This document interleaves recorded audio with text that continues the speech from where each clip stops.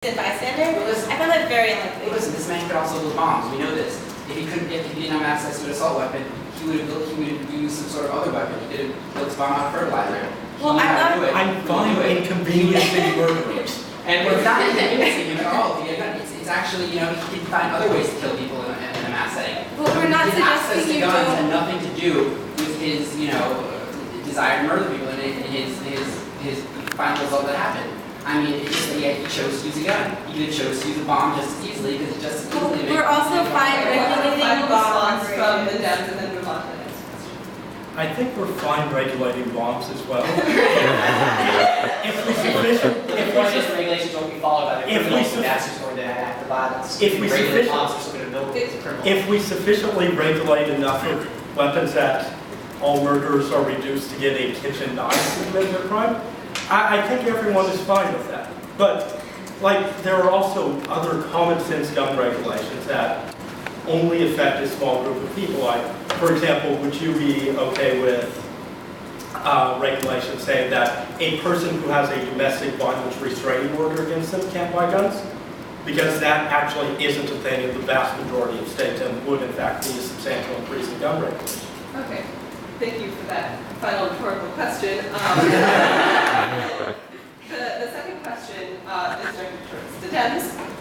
And do you believe that the recent push for increased gun control is reactionary and in response to recent tragedies? And do you think that this is a viable way to shape policy? Well, I don't think so. I think the fact that roughly 9,500 Americans are murdered each year and some 30,000 are killed by guns in some form or another, I think that's a fairly pressing policy concern that's been around for quite a while. Yeah, certainly tragedies make things more apparent, make the need for gun control more apparent, but I don't think that changes the fundamental fact that in this country, we make it extraordinarily easy for mentally unstable people, people with a history of violence, people with a history of violence against specific people to get guns if they want them to. And I think that's a long-standing policy problem that we need to address, whether or not there are highly visible shootings or not. Answering the same question. In response to I agree that gun violence is a problem in the United States, and I think he's right. It's brought to the forefront by tragedies, but that doesn't mean that we should ignore anyone who's not killing. We weren't killing massacre, we don't matter.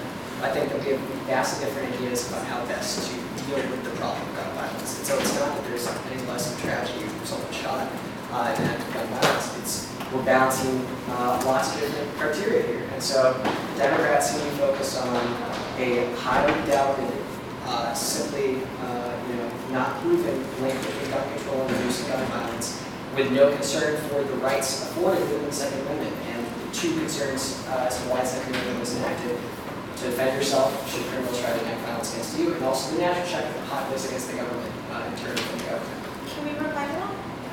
Okay, well, let's be real. Our government has tanks, our government has ballistic missiles, our government has drones, so I really don't think the citizens having access to shotguns is going to be a substantial check on the government.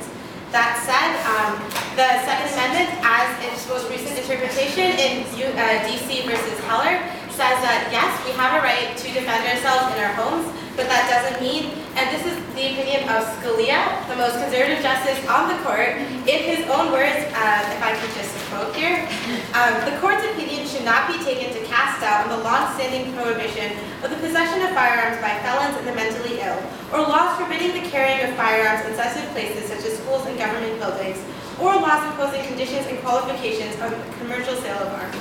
There you have it. In the words of the most conservative justice on the court, it is okay to regulate the sale of guns to some of the most dangerous people in our society, notably felons and the mentally ill, which is exactly what we're talking about with background checks, and which we think would be a very important, substantial increase in gun regulation that would save American lives and would not be in violation of the Second Amendment. We don't disagree with you at all. We don't see those as substantial changes. We see those as small changes fixing the small problems that we have in the system that we have today. I mean, what we see as substantial would be bringing back the assault weapons ban. It would be, making it harder for people to get guns. I mean, there's no other, right you have to exercise where you have to fill out an application in 3 days, hear back. Well, to exercise The that exact right. way that you phrase it is Yeah. that indicates that a lot of those restrictions already exist. We're Yeah. talking about increased gun 40% of the guns bought in this country are bought without a background check. So I think it's pretty substantial. If we can eliminate the 40% of the guns, that means tens of millions of guns every year that are bought without a background check, without any check on whether these people have committed a crime, whether they abuse their spouses, or whether they are mentally ill or mentally disturbed and could be at risk of committing a horrendous crime like the ones we saw in Colorado.